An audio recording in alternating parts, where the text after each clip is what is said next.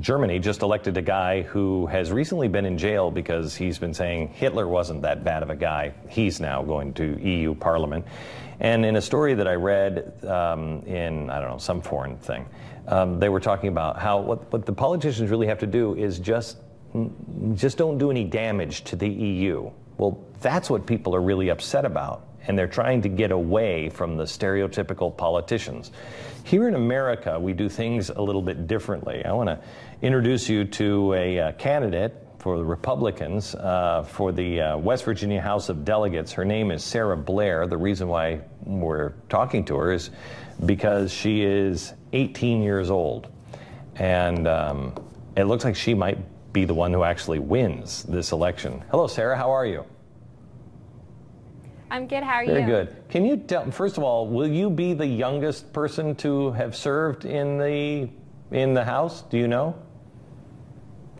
Yes, currently the youngest is 20, and I'll be 18 if elected. Okay. What? I can't imagine what made you say, I want to do this. What was it? Well, I've always had, oh, go ahead.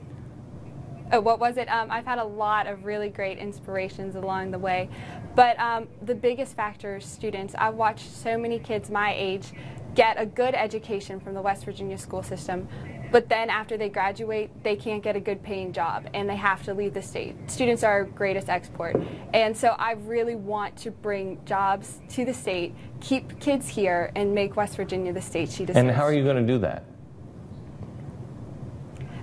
Jobs is my biggest issue. Lowering the taxes to make the state more accessible to businesses, lowering our corporate net tax down to the U.S. average. We also have a tax on equipment and machinery for businesses, and if we would eliminate that, more businesses would be able to afford to work here, and our business franchise tax, eliminating that as well. You can learn more about all those businesses and really understanding what they mean on my website, blair4wv.com. I mean, you're amazing. The person you're running against with the Democrats, I think she's a trial lawyer, isn't she? Yeah. Yes. I'm just trying to think how I would win an argument with you, because if I legitimately win an argument, I'm going to be perceived as being a bully because you'll be 18 if you win, and yet you're smart enough to handle it. I mean, how are you nervous at all about going into an arena with a trial attorney and having debates? And I know that it's an uphill battle, definitely, but I'm proud of my conservative views, and I think that they do the arguing for me.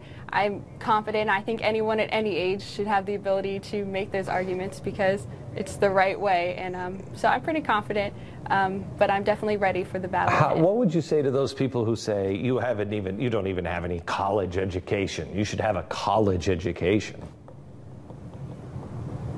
Oh, I don't feel that I'm too young for it and without an education. A lot of the people down there don't have a college education, and they're some of the best, and they are fully capable. And I think I bring a fresh perspective to people without it. And I will be going to school while I'm there, so I'll actually be able to bring in the views of a college student and have that education as it's going on. When you look at the people in Washington, and then you look at your circle of friends, I mean, I just was writing something yesterday about how most of the systems that we have in our world were made by and for my grandparents and my parents, and that world doesn't exist anymore. Everything is changing. When you look at the way Washington is done, and then the way you and your friends communicate and do everything else, what do you think is the biggest difference between those two worlds? I'd say that it's just more current now, and everything happens instantaneously. All the information gets shared among everybody, and all of our views are current through like social media and things like that, and just having more opportunities for students right now. And I'd say that down there they don't see that as much. I have said this to every candidate that I have had on. you're going into a den of vipers, and there are really bad people in Washington, really bad people, and your soul is at stake. What is the condition of your soul? I think that I'm ready to go in and I think that's one of the best things about being young, is that I'm not biased and I'm not going to be taken captive into that world, that I'm ready to go in and I'm ready to be that difference. I'm ready to make the difference and make it not so demonistic. And I think that's entirely possible, and I think that the youth in my generation is ready to prove that. Do you have a relationship at all with God? Yes, I do.